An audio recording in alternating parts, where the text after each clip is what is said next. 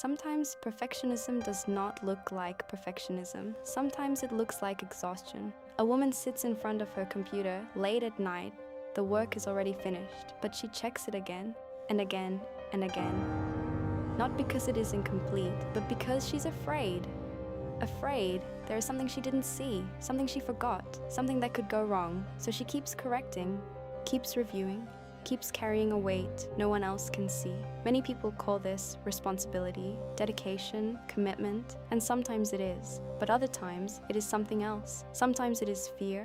Fear of making a mistake, fear of disappointing someone, fear of losing control, fear that a mistake might say something about who we are. Perfectionism is often misunderstood. It is seen as the desire to make everything flawless. But for many people, it is not about perfection.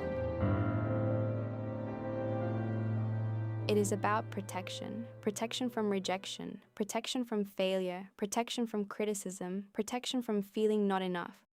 A mother wonders if she is doing enough for her children. An artist compares her work to someone with 20 years more experience. A manager becomes increasingly demanding because nothing ever feels good enough. Different lives, different stories, but often the same pressure, the same inner voice. You could do better. You should have done more. Don't relax yet. Don't stop yet. Don't make mistakes. This voice feels useful. It pushes. It motivates. It demands improvement. And sometimes it helps us achieve things we never thought possible. But there is a cost. Because over time, every achievement becomes temporary. Every success becomes insufficient. Every finished goal becomes the beginning of another demand. The project is completed. The goal is achieved. The recognition arrives. And for a brief moment, there is relief. But then the mind starts searching for the next flaw, the next improvement, the next reason to keep going. And slowly, we begin to lose the ability to enjoy what we have already accomplished. Not because we are ungrateful, but because we learn to measure our worth through performance. If I do things well, I have value. If I fail, something is wrong with me.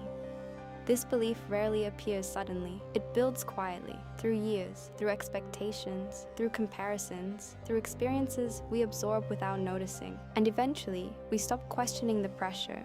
We simply assume it is necessary. But what if it is not? What if some of what we carry no longer protects us? What if it is only exhausting us?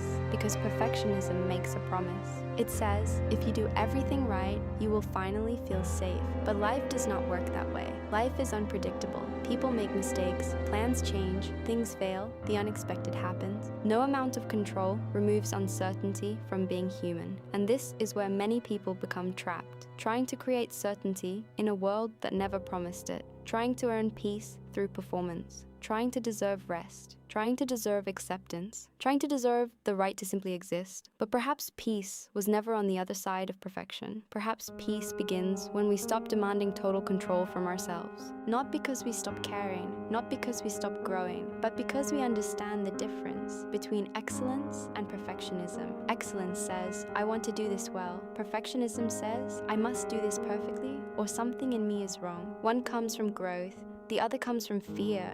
And fear is a heavy thing to carry every day. If this feels familiar, maybe there is something small you can try. Not a radical change, just a small experiment. Today, send one message without checking it 5 times. Today, allow one small imperfection. Today, rest before everything is finished. Today, don't have all the answers. Not because mistakes don't matter, but because your humanity also matters. And little by little, we can learn something many of us were never taught. The world does not collapse when something is imperfect. Life continues, people continue, we continue. Perhaps the goal was never to be perfect. Perhaps the goal was to be present, to participate in life instead of constantly evaluating it, to live moments instead of correcting them, to be here as we are. Because life was never waiting for a perfect version of you, it was waiting for you to live it. And that is something entirely different.